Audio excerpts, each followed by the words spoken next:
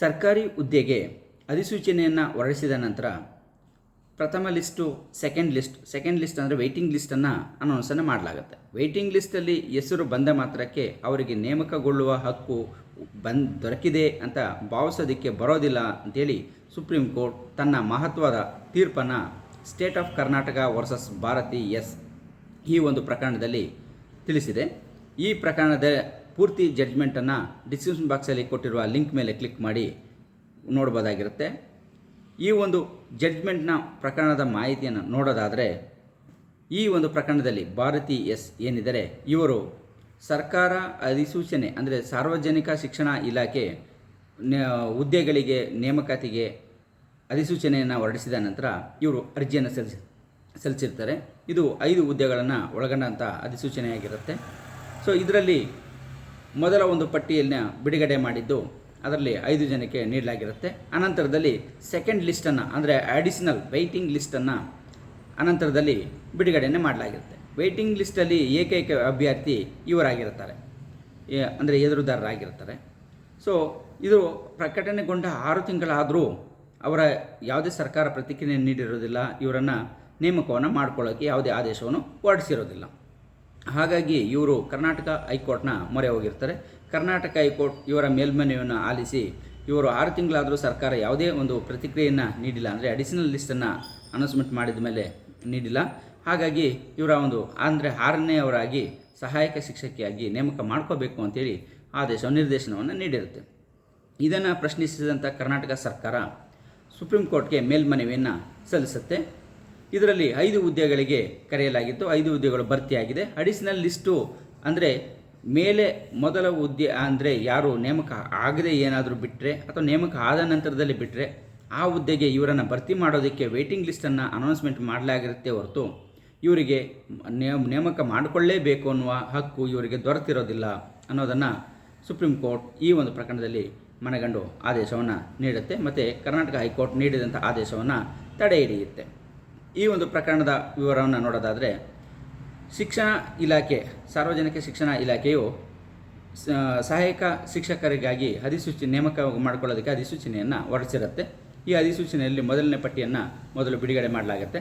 ಅನಂತರದಲ್ಲಿ ಎರಡನೇ ಪಟ್ಟಿ ಅಂದರೆ ವೇಟಿಂಗ್ ಲಿಸ್ಟನ್ನು ಬಿಡುಗಡೆ ಮಾಡಲಾಗಿರುತ್ತೆ. ವೇಟಿಂಗ್ ಲಿಸ್ಟನ್ನು ಮಾಡಿದ 6 ತಿಂಗಳಾದರೂ ಸಹಾಯಕ ಶಿಕ್ಷಕಿಯಾಗಿ ಎದುರುದಾರರನ್ನು ನೇಮಕ ಮಾಡ್ಕೊಂಡಿರೋದಿಲ್ಲ. ಸೊ ಇದನ್ನು ಪ್ರಶ್ನಿಸಿ ಕರ್ನಾಟಕ ಹೈಕೋರ್ಟ್ಗೆ ಹೋಗಿರ್ತಾರೆ. ಆ ಕರ್ನಾಟಕ ಹೈಕೋರ್ಟ್ನ ಆದೇಶದ ವಿರುದ್ಧ ಕರ್ನಾಟಕ ಸರ್ಕಾರ ಸುಪ್ರೀಂ ಕೋರ್ಟ್ಗೆ ಈ ಮೇಲ್ಮನವಿಯನ್ನು ಸಲ್ಲಿಸಿರುತ್ತೆ.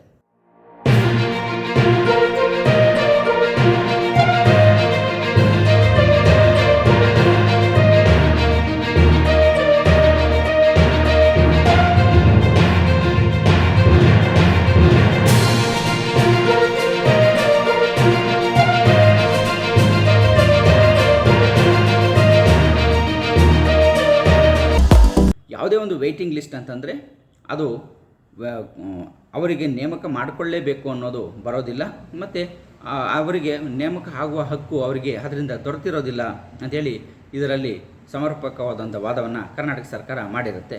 ಸೊ ಹಾಗಾಗಿ ಕರ್ನಾಟಕ ಹೈಕೋರ್ಟ್ನ ಆದೇಶವನ್ನು ತಳ್ಳಿಹಾಕಿ ಈ ಒಂದು ಆದೇಶವನ್ನು ಸುಪ್ರೀಂ ಕೋರ್ಟ್ ಮಾಡಿರುತ್ತೆ.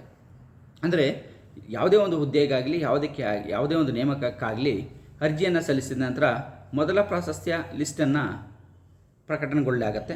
ಸೊ ಅದರಲ್ಲಿ ಏನು ಲಿಸ್ಟ್ ಬಂದಿರುತ್ತೆ ಅದರಲ್ಲಿ ಎಷ್ಟು ಹುದ್ದೆ ಅಥವಾ ಎಷ್ಟು ಪೋಸ್ಟ್ಗಳಿರ್ತದೆ ಅದಕ್ಕೆ ಸಮರ್ಪಕವಾಗಿ ಲಿಸ್ಟನ್ನು ಅನೌನ್ಸ್ಮೆಂಟನ್ನು ಮಾಡಿಲಾಗಿರುತ್ತೆ.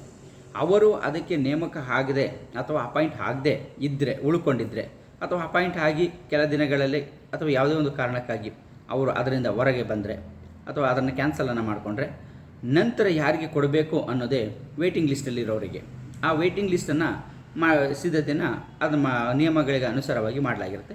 ಸೊ ಅಂಥ ಸಂದರ್ಭದಲ್ಲಿ ಬರುತ್ತೆ.